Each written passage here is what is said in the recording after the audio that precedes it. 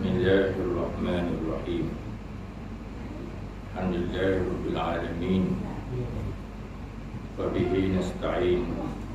Wassalatu wassalamu ala sayyidina Muhammad asyrafil anbiya'i wal mursalin wa ala alihi wa sahbihi ajma'in. Rabbi shrah li sadri wa yassir li amri wahlul 'uqdatam min lisani yafqahu qawli.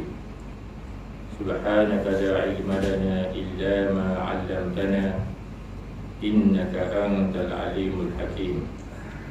Wa la hawla wa la quwwata illa billahil aliyyil azim. Qala al-musannif rahimahullahu ta'ala wa nafa'ana bi 'ulumihi fid darain amin. Yang ke-10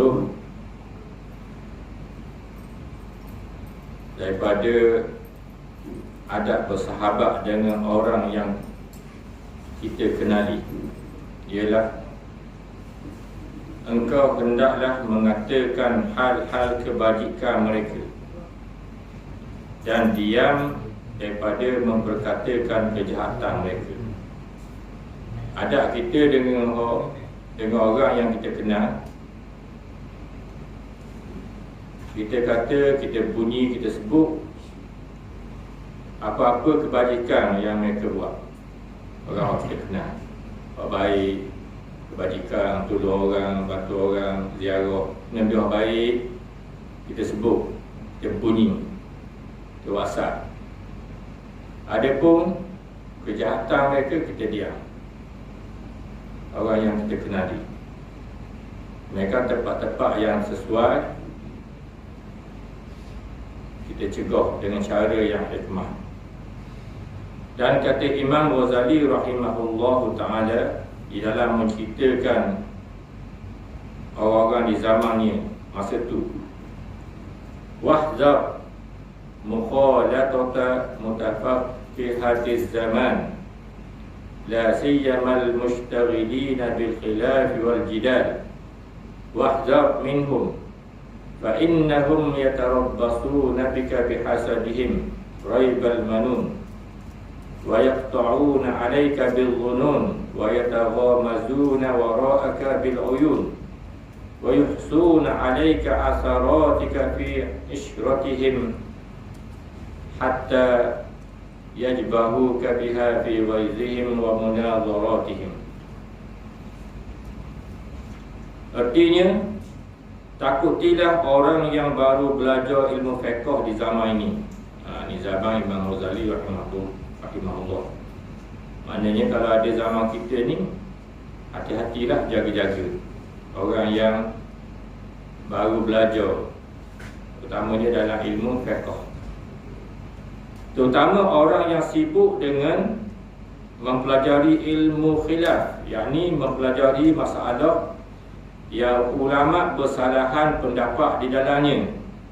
Dia duk dalami, dia duk sibuk belajar ilmu khilaf, ilmu hak tidak selesai di zaman dulu. Zaman sahabat dah selesai, zaman as-salafus salih lepas sahabat tu dah selesai, zaman khalaf.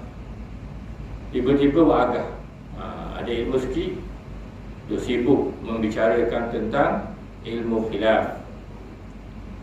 Dan ilmu perbahasan, yakni mempelajari ilmu yang membawa kepada perbantahan di dalam masalah ilmu. Sikit-sikit nak ajak debat, sikit-sikit ajak debat. Sesungguhnya mereka, yakni orang yang kita kenali ni, terutamanya orang yang baru belajar ni, menanti dan mengintai sesuatu kesalahan dan kesusahan yang datang padamu pada masa itu. Dia perhati, dia intai. Jaga-jaga, ia akan mungkin. Kerana mereka dengki padamu, mereka memutuskan keadaanmu itu dengan prasangka mereka. Ia ikut hukum dia. Dia ikut hukum syarak.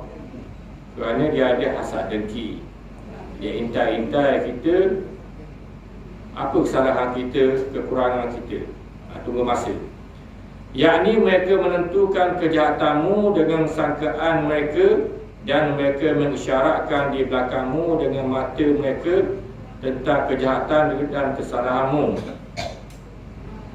dan mereka menghitungkan bilangan segala kejahatanmu semasa kamu bercampur dengan mereka, hingga mereka membangkitkan kejahatanmu itu di hadapanmu ketika mereka marah dan ketika mereka berbahas denganmu dalam sesuatu masalah. Mungkin masalah tu lama dah selesai dah, ia dah review balik. Dia akan sebut ketika dia marah, dia akan ukit orang lama tu. Ini orang yang kita kenali, yang baru belajar, dia tidak mendalami ilmu fardu ain. Ilmu fardu ain dah lepas lagi. Tidak ada, kena bersih hasad dengki, kena bersih ujub, kena bersih riya. Tiba-tiba sibuk nak belajar ilmu khilaf, ilmu perbahasan. Sedangkan mereka ni dah mahir lagi, dah kemah lagi. Jadi kalau jumpa dengan orang lagu ni, kena hati-hati. Oleh sebab itulah Imam Ghazali dia ajar hal-hal kebajikan je kita sebut, hal kejahatan diam. Sebab orang ni dia ambil peluang. Nak zaman kita sekarang ni kan, lagilah hidup kebel dah, kebel viral lalu lah, kebel habis. Dia ukit orang lama.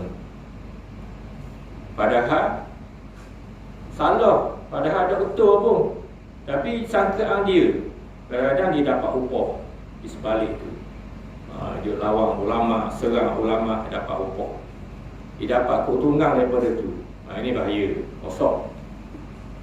La yaqbaluna laka asratan wa la yaghfiruna laka zallah wa la yasturuna laka awrah wa yuhasibunaka 'ala an-naqir wal katmir wa yahsudunaka 'ala al-qalil wal kathir wa yuharriduna 'alayka al-ikhwana bin namimati wal ghibati wal buhtan in radu fa zahiruhumul malak wa in sakhatu fa batinuhumul hanaq zahiruhum siyabun wa batinuhum zi'abun.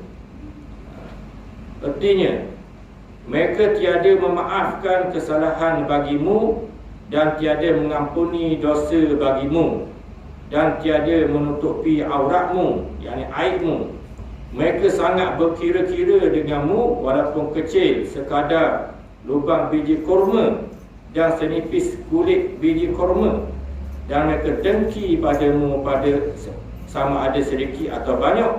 Mereka menggalakkan saudara-saudaramu mengancam, mengumpat dan berdusta terhadapmu. Jika mereka redha padamu, kalau dia redha, maka pada pandangan zahir mereka je redha. Perkataan dan kelakuannya sangat kasih padamu, ni zahir. Batin lain. Dan jika mereka marah padamu, maka batin mereka murka padamu. Zahir nampak molek, tapi batin dia murka dan berdendam di dalam hatinya, iaitu zahir mereka seperti kain dan batin mereka seperti harimau. Jadi orang lagu ni kita jaga-jaga perangai dia untuk memburukkan seseorang. Dia ada hasad dengki, dia ada penyakit hati. Kadang-kadang seseorang kawan kita ni bertaubat dah, dia ukit lagi. Dia ukit lagi kesalahan-kesalahan lama-lama tu. Sedangkan Allah Ta'ala mengampun dosa orang yang bertaubat. Tiba-tiba dia ajak orang pula mengacung, ajak orang benci orang tu. Bermakna kita benci orang yang disayangi oleh Allah. Ini kita jaga-jaga, hati-hati. Hada hukmu ma qata'at bihil masyahadatu ala aktsarihim illa man asamahu Allah Ta'ala.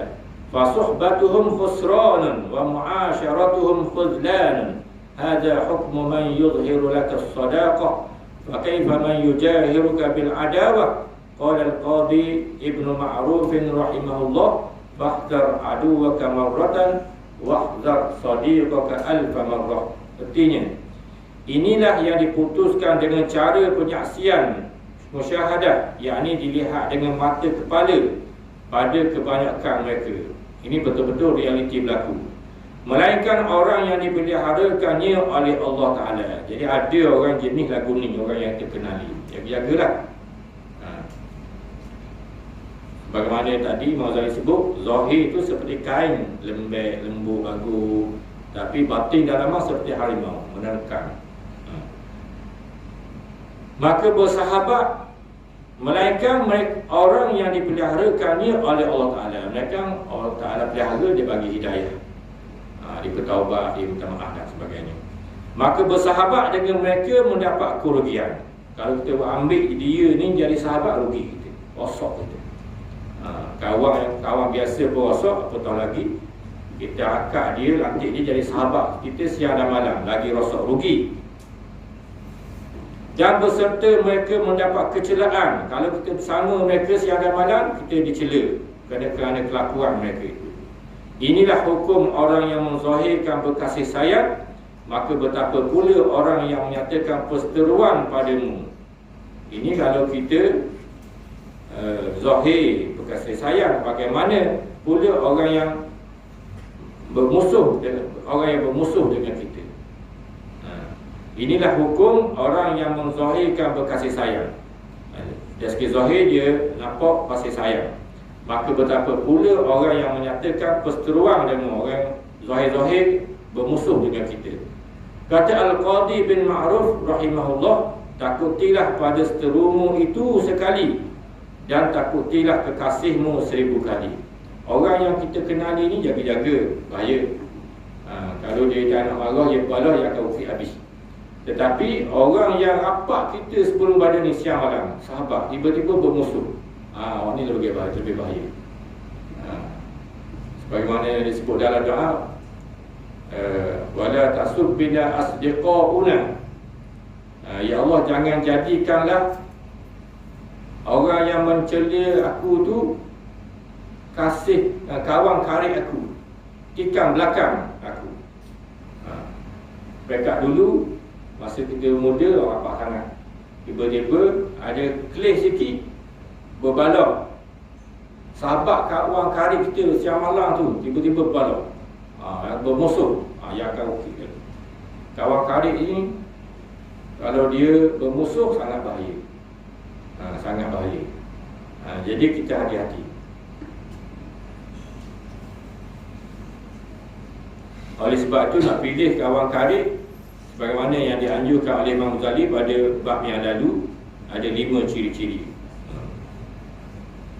Seterusnya, yang ke-11, engkau dapatkan kekasihmu dan seterumu itu dengan muka yang manis dan perkataan yang baik, lemah lembut, redha diri, tiada menghinakannya, tiada menghinakannya yang dicela oleh syarak, dan membesarkannya tanpa bertakbur. Apabila kita bertemu, berjumpa dengan kawan yang kita kenali ini, engkau dapatkan kekasihmu dan seterumu itu dengan muka yang manis. Hak kita kenal, hak kita sayang. Adapun hak kita tak suka, kita bertemu dengan muka yang manis. Wa la tahqiranna minal ma'rufi syai'an walau an talqa aqabika walau an talqa akhaka biwajhin talih, atau kama Rasulullah SAW. Jangan memandang rendah perkara yang baik itu walaupun kecil, sekalipun mencampurkan wajah yang ceria ketika bertemu dengan saudara kau. Kita maniskan muka kita, itu merupakan sedekah, kita dapat pahala. Jumpa kawan yang kita kenali, adapun orang yang bermusuh dengan kita sekalipun, kita nak berbaik, nak baiki, kita senyum, beri salam, pada itu akan jadi baiklah. Tunjuk muka yang manis, perkataan yang baik, lemah lembut, rendah diri, tiada menghinakannya yang dicela. Jangan terlalu menghinakan diri sehingga sampai dicela oleh syarak. Rendah diri biasa je. Jangan, dan membesarkannya tanpa bertakbur. Jangan akad doa macam orang yang bertakbur. Yang ke-12, engkau hendaklah menjadikan segala perbuatan ilmu itu pertengahan, kerana sabda Nabi SAW, khairul umuri awsatuha. Kalau cek molek ni bukan hadis, bukan hadis. Walaupun dari makna, inilah yang sebabnya kita buat secara pertengahan, jangan berlebih. Jangan lebih kasih sayang melampau, sebab satu ketika akan jadi musuh. Begitu juga kita berdepan dengan musuh, jangan benci melampau, akan datang yang kebetulan jadi kawan baik pula. Ia boleh berbolak balik gitu, berpada-pada di dalam berkawan.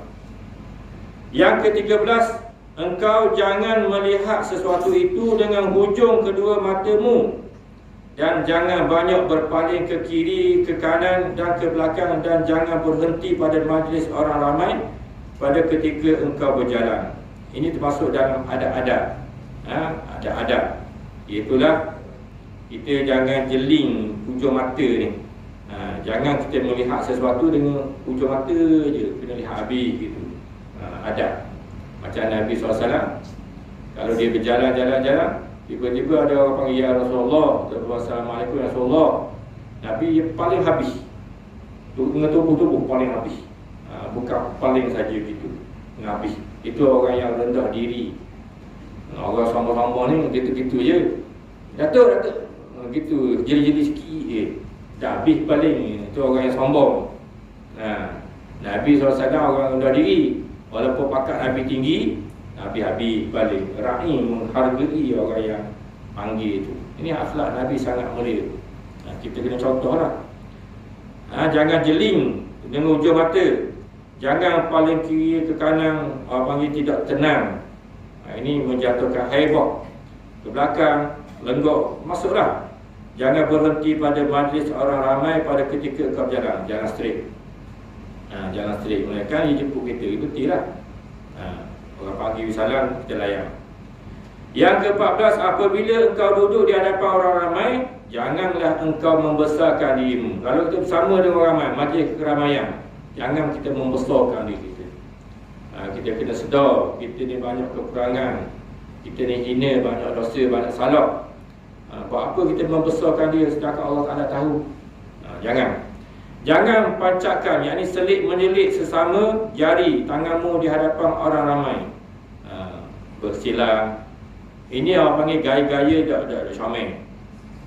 Jangan memainkan janggut dengan tanganmu di hadapan orang ramai. Main janggut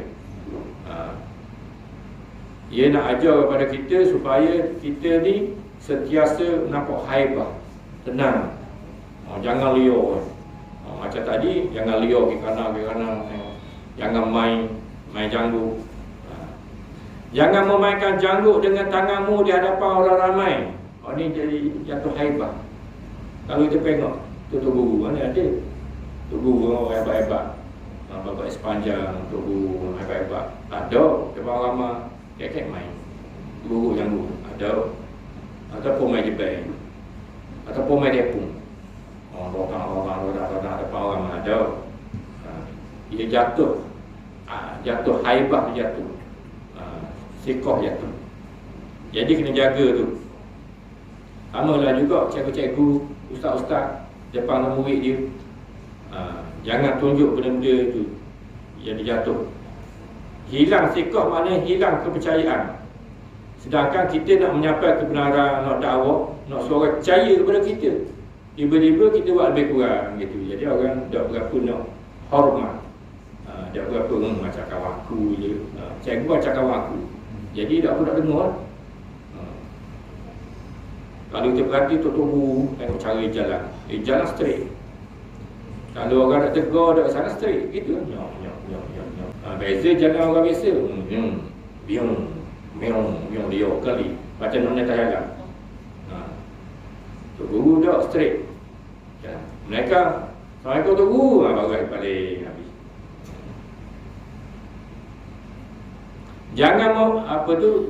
Jangan main-mainkan cincinmu di hadapan orang ramai. Masuklah juga main cincin depan orang ramai. Bola. Faedah bulan ni masuklah ni main bola. Ini menjatuhkan maruah aib. Main jam kalau ni main jam. Dia cincin ni, kalau pak cincin sebaik-baiknya pakai dia klik kanan. Yang paling afdal mazhab Syafi'i. Maliki betul lagi kelingking ni paling afdal, sunnah Nabi SAW. Yang jari mani boleh juga yang mani kanan tak pergi. Ada pun tiga ni makruh. Dia dapat cakaran 3 ni. Jari tengah, telunjuk, ibu jari. Kerana ibu jari ni menggambarkan kebesaran, kemegahan. Cuba perhati tengok filem-filem pembesar-pembesar dinasti Cina tengok. Bahawa raja-raja dia ni bakas sini bapak melambangkan kemegahan. Jadi Islam tak gitu, dah ajar gitu kemegahan. Nabi SAW pakai cincin, ada permata. Depan orang ramai Nabi tak balikkan permata ni belakang. Ini rendah diri Nabi, tawaduk Nabi. Kita pandai main molek ni, mau ketuk dah suruh tengok. Ni kilak ni, rambut oli beribu ni. Ketuk dah suruh tengok.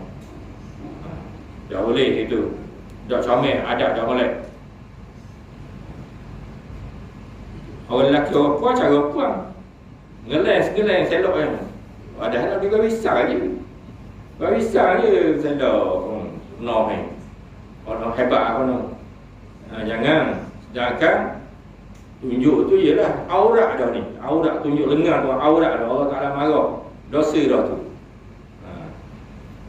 Aurat perempuan ni seluruh. Mereka muka dan tapak tangan ni saja. Tiba-tiba nak tunjuk ke belang, habis tunjuk ni. Kononnya akulah kaya gelar mama ni. Mak hebat-hebat saja ni. Dia dosa. Jangan menyelak kaki dengan tanganmu di hadapan orang ramai. Kaki kita ni dia main selah, dia main celah-celah. Jangan masukkan jari ke lubang telingamu di hadapan orang ramai. Dia main korek. Dia bawa ramai tu, dia mari kata. Kalau tanah ni tak bagi kata tu. Dalam masjid dan surau, masa tu hidup main pasal dia korek dia. Tak comel tu. Jangan banyak berludah dan membuang hingus. Kekek. Kalau orang dulu dia ludah dalam masjid, di dinding-dinding Nabi larang. Nabi larang barulah tak buat. Nabi kata kalau nak ludah di tapak kaki tu, gali ludah kambuh. Jangan ludah di dinding, terutama dalam masjid lagi dah. Kalau kita nak ludah juga, mari kohok. Ia kadang-kadang ada ketika kan, kita mari sesama dan sebagainya. Nak belah puasa, kalau belah jadi batal. Kalau tubik dah ni, tubik pas sini dah, belah jadi batal. Jadi kena ludah dalam kocek. Kena ludah dalam kocek lah. Gak orang kita pun rasa jijik, rasa kotor. Jangan nak mengotorkan masjid. Masjid ni tempat mulia, sejadah tempat mulia, surau tempat mulia. Biarlah baju kita kotor, jubah kita kotor, asalkan masjid ni bersih. Bukanlah nak ludah atas masjid, ludah dalam kocek. Sebaik-baiknya ada tisu ataupun sapu tangan. Buat tubik, ludah, tepik, tak dalam mulut. Tapi kena jagalah pergerakan tu. Mari kau ambil ludah, tepik. Lepas tu tak dalam. Sekali, tak apa, ada salah. Jangan cocok pergi mari cek. Dia batal lah. Puasa kita siapa yang 3 kali betul-betul. Pergerakan yang kasar, yang besar, anggota yang besar. Kalau orang Arab biasa benda ni. Cuma masyarakat kita ni ia kurang sikit. Mungkin suasana kita ni ia kurang beringuh, kurang kohok. Jadi ni ia kuasa debu, banyak kohok. Di mana mereka sentiasa bekas semua tisu dalam kocek ni. Buang makan air, tengah semayang tu, mari kohok tu, di waktu habis, tok dalam mulut. Sesal salah. Kalau betul lah tak ingat buat tisu, tarik ni, dalam ni. Kohok tidak membatalkan, bukan najis, cuma dia kotor. Lebih baik daripada kita buang dalam masjid tu. Kalau kita semayang padang, mudah lah. Semayang padang bola. Kalau dan semayang pada bola, semayang kohok, mudah tu. Lalu tak ada salah. Ini dalam masjid, atas sejadah. Jangan banyak berludah dan membuang hingus. Jangan banyak menghalaukan lalat daripada mukamu di hadapan orang. Ia kalau masyarakat Arab dia gara-gara ni. Gara-gara lalat ia urung muka.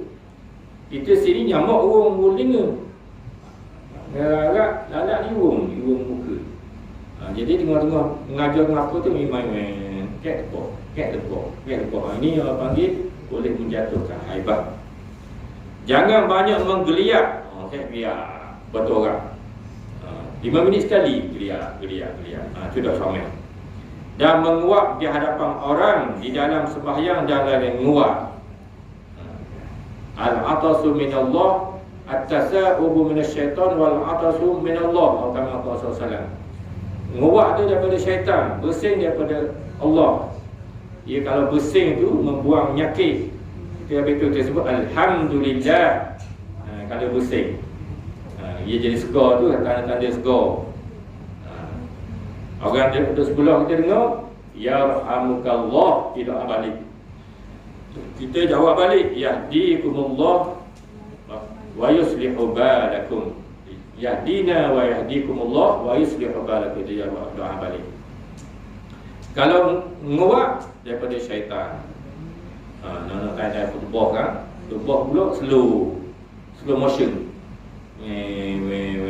Wah, start alhamdulillah, latih lalu kan. La ilaha illallah, tiap. Cuma nak bunyi la ilaha illallah latih kepala gini kan. Berhenti, auzubillah. Auzubillah tu sekolah dulu. Kebah kedua pula. Lepas tu ngatur pula. Syaitan ni cerdik syaitan ni. Dia pakat tinggi. Dia tahu dah. Dia akan halang seseorang Islam itu daripada mendapat ilmu. Time belajar, time kuliah, time khutbah, dia akan offset, dia akan gantung berat. Kita ni memang payah kalau ada berat nak lawan. Seolah ada benda gantung ni. Allah gantung-gantung sungguh. Dia akan mari gitu. Itu syaitan. Kita kena lawan. Time nguak kena tutup. Kena tutup mulut kita. Ataupun tahan. Amsik, tahan mulut itu, jangan nguak kata orang. Ya, Islam ni comel. Ia benar-benar nguak, batuk, bersing. Masa tu muka kita tengah hudup. Kita tengok orang bersing, ada muka comel. Comel pun ada orang kata gitu. Tengah bersing ni, memek muka tu hudup.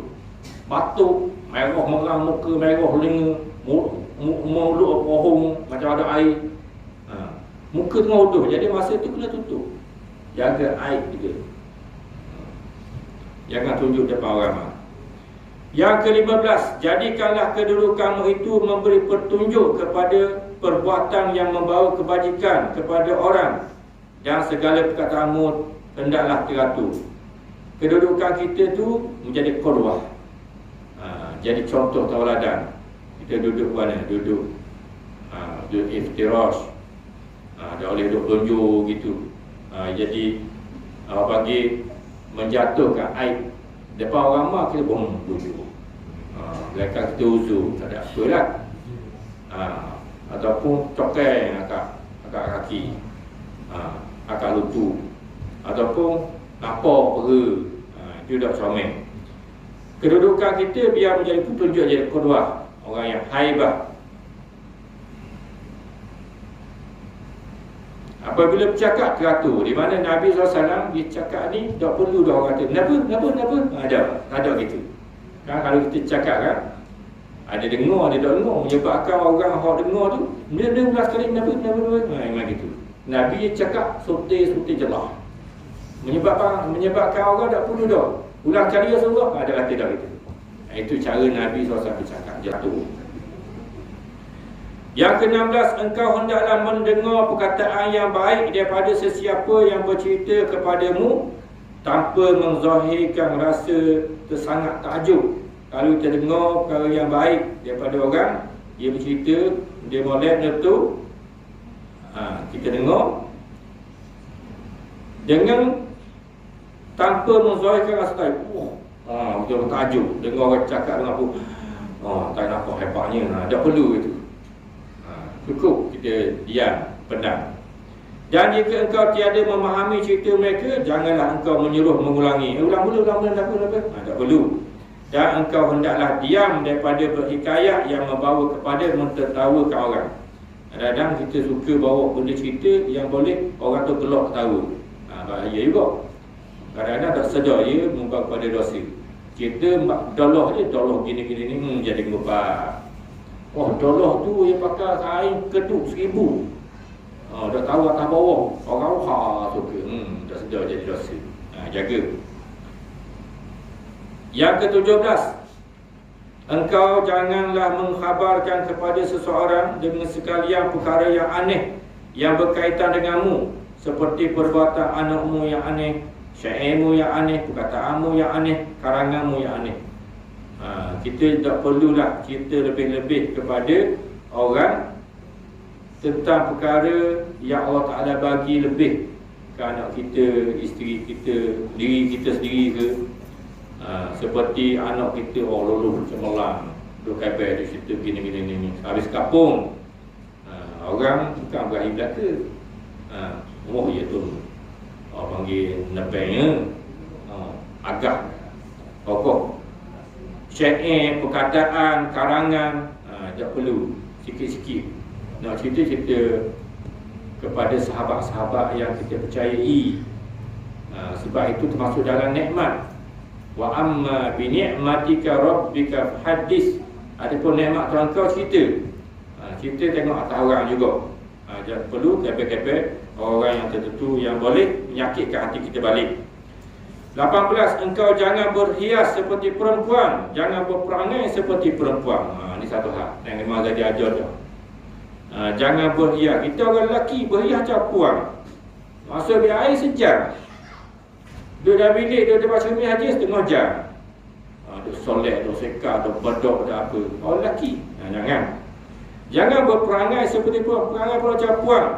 Jangan berpakaian seperti hamba orang. Berpakaian seperti hamba macam mana?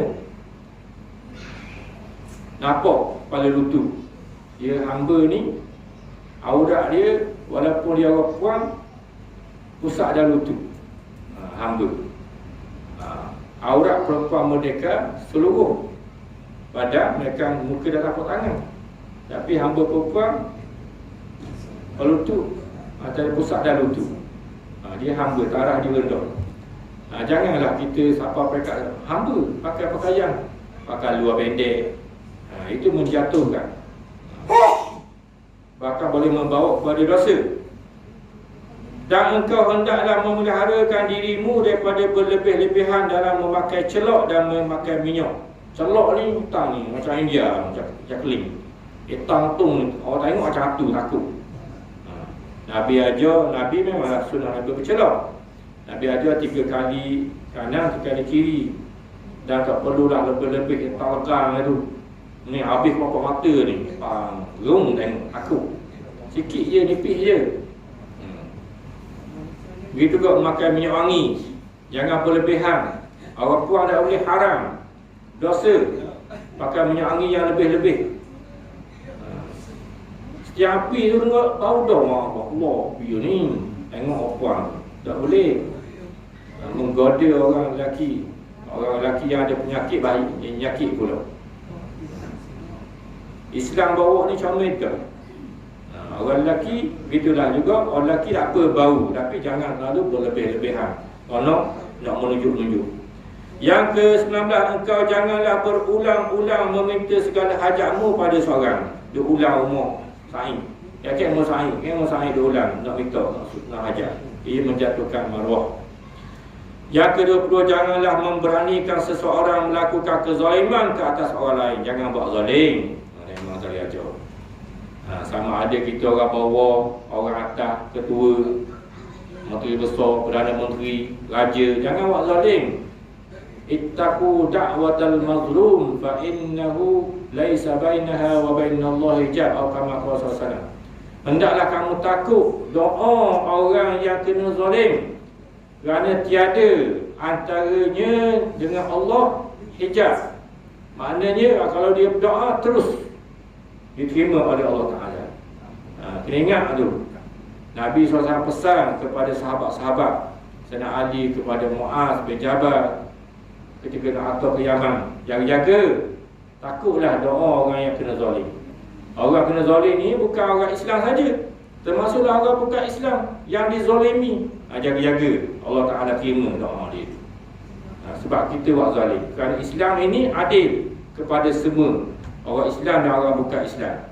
Tidak menzalimi orang Islam dan juga tidak menzalimi orang bukan Islam. Jadi jangan buat zalim. Allah Ta'ala sebut dalam hadis kursi, inni haramtu zulma ala nafsi wa ja'altuhu bainakum muharrama fala tazalamu, atau kama qala sallallahu. Sesungguhnya aku haram zalim ke atas diri aku. Dan aku jadikan di antara kamu zalim ini haram. Jangan kamu melakukan kezaliman. Allah Ta'ala larang. Jangan zalim, kena adil. Terutamanya kepada penguasa yang ada kuasa, yang ada jawatan tinggi. Jangan zalim ke negeri-negeri. Tak hidup sokong kita buat zalim, tak bagi protokol, tak bagi sekat royalty, sekat tu sekat ni tak boleh. Tu Allah Ta'ala belakangkan mak pok kita punya tu, katuk kita. Allah Ta'ala bagi belaka kekayaan hasil bumi ni. Tiba-tiba kita dapat kuasa, kita sekat menzalimi orang. Jangan. Allah Ta'ala akan membalas orang-orang yang zalim ni. Antara sifat Allah Ta'ala muntaqim, membalas dengan segera, dengan tanpa disedari. Jadi takut perbuatan zalim itu. Allah Ta'ala beri ancaman dalam Quran, wala tarkanu ilal ladzina zalamu fatamassakumun nar. Jangan kamu cenderung hati kepada orang yang melakukan kezaliman, nanti kamu akan dibakar dalam neraka. Kita pergi sokong orang zalim pula, tak boleh. Sokong pun tak boleh, apatah lagi melakukan kezaliman. Lagilah 21, engkau janganlah memberitahu ahlimu, yakni isteri, gundik dan anakmu, terutama orang lain, kadar hartamu. Jangan duk cerita harta benda banyak ni. Banyak ada 2 juta dalam bank dia kan 2 juta. Duk cerita kat orang, jangan. Kerana jika mereka melihat hartamu sedikit, nescaya di dalam hati mereka memandang hina terhadap engkau. Tak hormat. Dan jika mereka melihat engkau mempunyai harta yang banyak, nescaya engkau tiada boleh menyampaikan hajat mereka dengan keredaannya. Macam-macam minta. Dan jika mereka bersalah, engkau hendaklah memarahi mereka tanpa berlebihan, dan jangan sesekali dengan lembut. Kalau buat salah, kita marah dengan cara tidak berlebihan, dengan marah mendidik. Elok daripada pukul, terutama pukul muka dan sebagainya. Hendaklah didik. Apabila dia melakukan perkara yang maksiat, yang zahir, nasihat, sampai pekat, kita tinggal tempat tidur dan sebagainya. Tak dengar nasihat, tinggal tempat tidur. Kalau isteri, kalau tak dengar juga, sampai pekat pukul yang mendidik. Dengar juga, sampai pekat boleh cerai. Tapi cerai itu adalah perkara yang dibenci, perkara yang dibenci oleh Allah Subhanahu Wa Taala. Yang ke-22, engkau jangan banyak bergurau-gurau dengan gundik dan juga dengan hambamu, kerana yang demikian itu menghilangkan kehebatanmu di dalam hati mereka. Maka apabila engkau memarahi mereka, maka hendaklah engkau hebatkan dirimu supaya mereka mengikut katamu. Jangan banyak gurau. Dengan hamba dulu, hamba ada, jadi tak ada hamba. Ia boleh menjatuhkan haibah. Apabila buat salah, kena tegas dan kena muka serius supaya dia dengar kata. Jangan panggil buat acuh-acuh, jangan. Apabila engkau terpaksa bertengkar dengan orang lain, maka engkau hendaklah menjaga kehormatan diri dan memeliharakan pada ketika itu daripada perbuatan dan perkataan yang jahat yang menyalahi syariat. Dan hendaklah engkau fikirkan di dalam hujahmu, yakni alasanmu itu, dan pada ketika itu jangan engkau banyakkan isyarat dengan tangan, jangan banyakkan berpaling ke belakang, dan jangan duduk di atas lututmu. Dan apabila engkau berhenti daripada pertengkaran, engkau hendaklah berkata dengan perkataan yang menunjukkan kebaikan mereka. Kalau terpaksa balas dengan cara yang baik, tahan nafsu, jaga hormat diri, memelihara perbuatan, perkataan yang jahat-jahat yang melalui syarak, walaupun dah kadang nak marah, tapi payahlah menjaga. Betul dia Islam ajar kalau kita berdiri, kita duduk. Masa kita marah tu, kalau berdiri kita duduk. Mari pula nak marah lagi, duduk. Bagi. Mari terjun dalam air tu, mandi ataupun ambil wudu, supaya jadi sejuk. Itu cara step dia tu. Di sini Imam Ghazali ajar, jangan banyak syarat biar konon nak marah. Kena kawalkan. Laisa syadidu bisur'ah, innama syadidu alladhi yamliku nafsahu 'inda al-ghadab. Atau kama qala sallallahu hadis sahih. Bukanlah orang yang gagah itu orang yang boleh menumbangkan pihak lawan dia. Tapi orang yang gagah itu dia boleh menguasai diri dia ketika mari marah. Mari marah dia boleh kawal. Itu orang yang hebat. Yang ke-24, apabila engkau hampir dengan raja-raja, maka jadikanlah dirimu seperti orang yang duduk di atas mata pedang. Kerana orang yang hampir dengan raja-raja itu seperti hampir dengan api. Terkadang ia masuk ke dalamnya dan terkadang ia hangus dengannya. Atau seperti di dalam laut, terkadang ia sejahtera dan terkadang ia karam di dalamnya. Kalau kita bertemu dengan raja-raja, Imam Ghazali ajar jangan hampir. Ni raja-raja yang betul ni, dia ada ikut Islam, dia ikut arahan suruhan Islam. Di mana raja-raja yang lagu ni, yang ada betul ni, kalau kita duduk dengan mereka seperti duduk di atas mata pedang, bahaya. Bila-bila masa je kita punah, kita akan jadi rosok. Kadang-kadang seperti kita duduk hampir dengan api, ada angin, ada terbakar, ada busuk. Kau mana tak bawa kebaikan? Ni gaji-gaji yang tak betul. Kemudian kadang-kadang seperti kita dalam laut, ada sejarah, kadang-kadang tenggelam lemah. Mereka gaji tu gaji yang ikut Islam. Isterinya tutup aurat, tidak mendedahkan aurat. Kalau gaji isteri dogo kepada ada boleh. Itu langgar perintah Allah Subhanahu Wa Taala. Kita kena ikut kata Allah Ta'ala sebab bumi ni bumi Allah. Segala-galanya Allah Ta'ala bagi, kita mesti ikut kehendak Allah. Yang ke-25, engkau hendaklah bimbangkan pada dirimu apabila seseorang itu bersahabat denganmu pada ketika engkau sihat, pada ketika engkau kaya dan pada ketika engkau dapat kesenangan sahaja. Maka mereka itu bukanlah sahabatmu. Sebaliknya mereka adalah antara seteru-seterumu. Orang ni pun kena jaga juga, kena bimbang. Apabila seseorang itu bersahabat, sahabat kita masa kita sihat je. Masa kita sihat, masa kita kaya, masa senang, masa kita sakit, masa apa-apa, dorok, tak ada muka, tak apa orang hidup. Ini bukan sahabat lagi. Sahabat ia jaga, tak kira senang, susah ke, sentiasa ada je kawan jaga.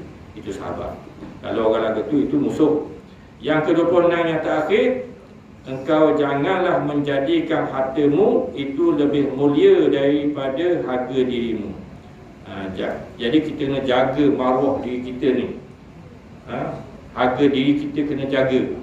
Lebih berharga daripada harta benda kita itu sendiri.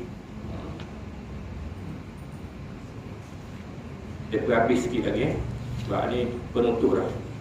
Adab bersahabat bersama orang awam muslimin. Ada beberapa perkara, antaranya ialah ni adab kepada orang awam. Tadi orang yang kita kenali adab. Yang pertama, engkau jangan terperangkap di dalam perkataan mereka. Dalam nasihat hebat tu jaga-jaga, kan, terperangkap kan. Yang kedua, engkau jangan mendengar perkataan mereka yang sia-sia. Kalau boleh elok. Nabi sebut apa tu? Seseorang daripada keelokan Islam, min husnil islamil mar'i tarkuhu ma la ya'ni. Daripada keelokan Islam seseorang itu, dia tinggal apa yang tidak memberi faedah, yang sia-sia. Benda yang sia-sia kau boleh elok. Yang ketiga, engkau jangan menghiraukan apa yang berlaku daripada perkataan mereka yang memburukkan engkau. Dia kata benda buruk, kau boleh kita elok. Jangan agak wa'arid anil jahilin. Allah Ta'ala berkata, hendaklah kamu berpaling dengan orang yang jahil itu. Yang keempat, engkau jangan banyak bercampur dengan mereka dan jangan membanyakkan hajatmu kepada mereka. Kau boleh elok kurang sikit. Sahabat baik tak apa, Dan jangan banyak minta hajat, minta nak tunai hajat, jangan. Yang kelima, engkau hendaklah menjaga pekerjaan mereka yang mungkar itu dengan perkataan yang lemah lembut jika engkau melihat mereka dapat menerima perkataanmu. Kalau dia buat perkara yang mungkar, kita nasihat dengan cara yang lemah lembut. Cuba kalau tengok dia nak terima nasihat, kalau mendatangkan mudarat yang dosa, dulu. Cari orang lain yang boleh nasihat. Allah juga yang memberi taufik dan hidayah. Jadi penutup, insya-Allah panjang umur kita akan sambung balik. Jadi nak habis dah tak ni, kita akan sambung tak lain insya-Allah. Wallahu a'lam.